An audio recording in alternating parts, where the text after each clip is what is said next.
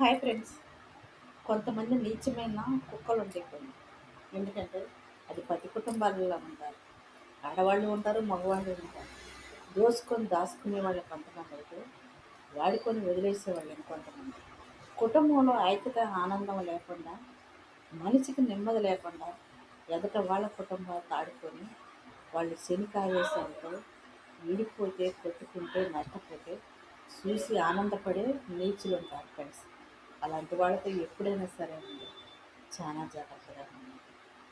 ఎందుకంటే మీకు తెలియకోకుండానే నిన్ను నిడగొట్టే వాళ్ళు ఉంటారు. నీ కుటుంబానికి ద్రోహం చేసేవాళ్ళు ఉంటారు.